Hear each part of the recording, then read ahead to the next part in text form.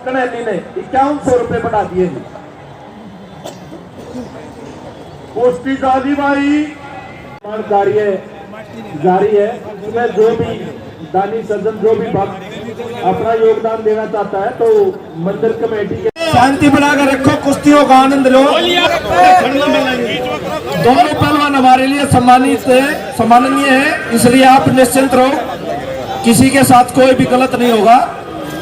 और भाई खुशी की बात है, हमारे बीच में भारत सरकार के खेल मंत्री जो अभी भाई कभी कभी मौका विपरीत परिस्थितियों में भी हमने फिर भी 2 सीटें जीती, जितनी पहले थी उतनी अब भी जीती हैं, वोट शेयर भी बढ़ाया है। जबकि हमारा जो गठबंधन दल था वो हमें छोड़कर गया, बहुत कम समय था।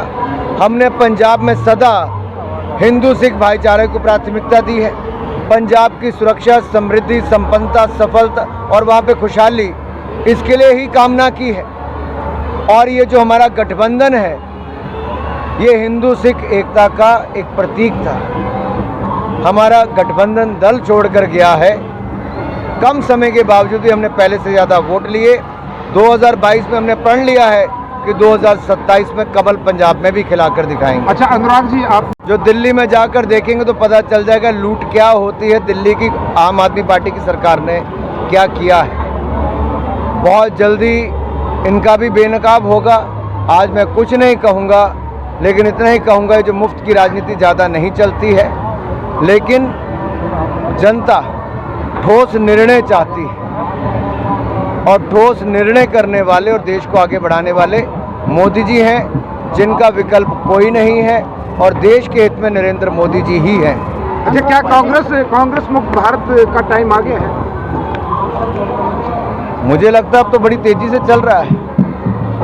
403 सीट वाले राज्य में कांग्रेस पार्टी 3 सीट नहीं जीत पाती है, पश्चिम बंगाल में खाता नहीं खोल पाती है, कई राज्यों में वर्षों से हारती चली जाती है। तो कांग्रेस तो भारतीय राजनीति के मानचित्र पर है कि नहीं है, ये अब अपने आप में एक बड़ा प्रश्न हो गया है। और ये क्यों हुआ?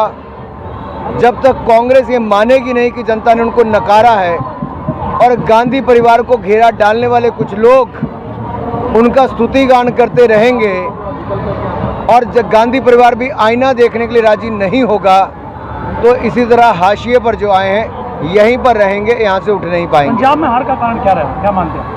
आम पार्टी जो है पार्टी नहीं है, इंकलाब है और सबके लिए आह्वान किया कि वो ज्वाइन करें। और जिस तरह से पार्टियों ने लूटा है कि अब देश चाहता है कि कोई नया विकल्प तैयार हो। देखिए, जनता पार्टी की ध्रुवीकरण की राजनीति है और जाति पाति की राजनीति है। हम मुद्दों पर राजनीति करेंगे और लोगों के बीच में जाएंगे। परिवारवाद से घिरी हुई कुछ राजनीतिक दल और जातिवाद के आधार पर जो वोट मांगते थे, जातिवाद, परिवारवाद, क्षेत्रवाद, तीनों को हराने का काम इन 4 राज्यों के चुनावों में हुआ है।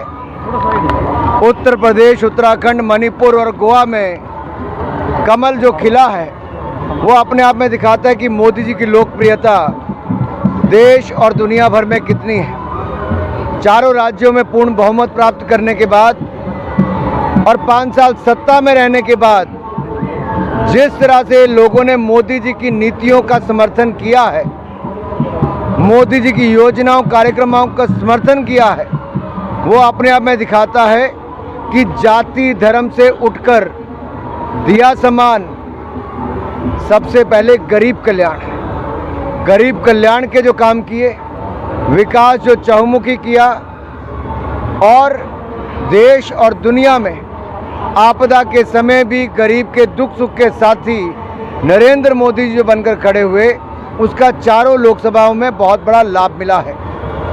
उत्तर प्रदेश में मैं सह प्रभारी के रूप में काम कर रहा था।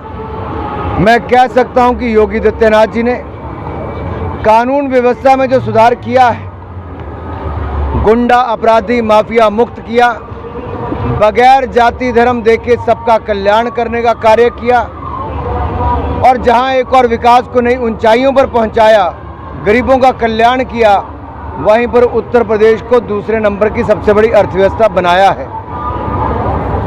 उत्तर प्रदेश में 40 वर्षों में पहली बार ये हुआ कि किसी सिटिंग मुख्यमंत्री को वापस मुख्यमंत्री बनने का अवसर मिला हो। ये अपने आप में दिखाता है कि 2014, 2017, 2019 और अब 2022 उत्तर प्रदेश के लोगों ने जाति धर्म से ऊपर उठकर मतदान किया है और 2022 में 2024 का संकेत दे दिया है।